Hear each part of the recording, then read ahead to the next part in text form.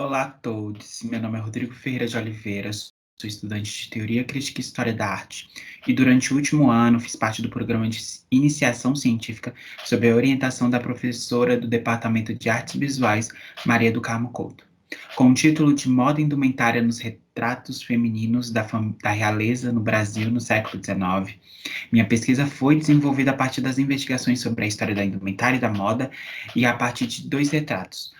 Um é o retrato da Imperatriz Leopoldina e o outro é uma fotografia da Princesa Isabel. A indumentária faz parte da sociedade desde seus primórdios, porém ela existe muito antes da moda, o movimento que tem como essência a mudança rápida do gosto e a urgência pelo novo. Partindo disso, é preciso entender que a indumentária tem sua função social, além de servir como uma moldura para os corpos. A roupa foi muitas vezes usada para censurar gênero, raças e classes.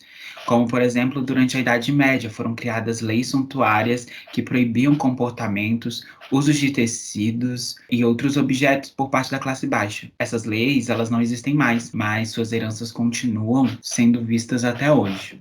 Nesse slide a gente pode ver que é um quadro que tem a rainha Elizabeth I, e a gente percebe que a moda aí ela já estava muito presente, né? Quando a gente pode ver a repetição das roupas em todos os personagens. A partir da chegada dos portugueses ao Brasil, houveram, por exemplo, publicações de livros como o Manual de Etiqueta e Civilidade.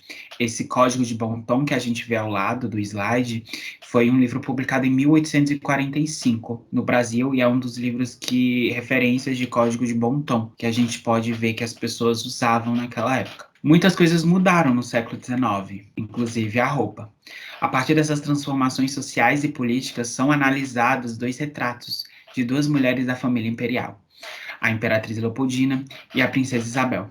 Em seus retratos, podemos observar as mudanças de época, os signos da realeza e as narrativas criadas por uma análise da indumentária em um quadro.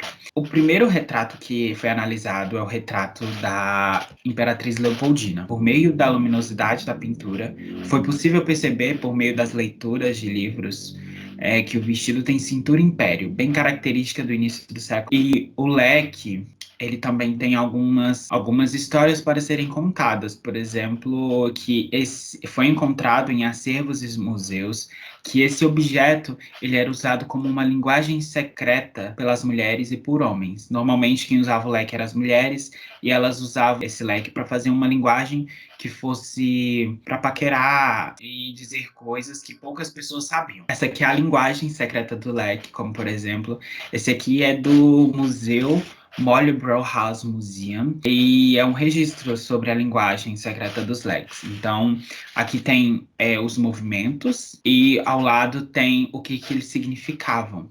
Bem, já no retrato da Princesa Isabel, que é já mais pro final do século, né, que é 1872, a gente consegue observar uma parte maior do vestido. A partir disso, podemos perceber que a princesa usa uma renda para cobrir o seu busto, usa um espartilho, uma peça muito controversa na história da indumentária e da moda, e além disso, ela usa uma anquinha para fazer volume na parte de trás de seu corpo, trazendo assim um pequeno sinal de modernidade da época. Esses são alguns modelos de anquinha que a gente encontrou em registros. Esse aqui é de um livro que foi publicado em 1882 e se encontra na Philadelphia Museum of Art.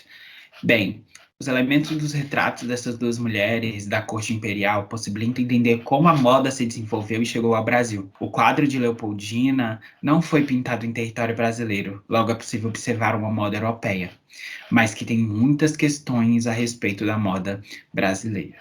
Já no quadro da Princesa Isabel, temos alguns elementos de modernidade, mas que também tem algumas questões que também fazem parte do quadro da Leopoldina. A moda apresentada nesses retratos é uma moda que fala de gênero, raça, classes e principalmente realeza. É possível entender que a moda não é frívola.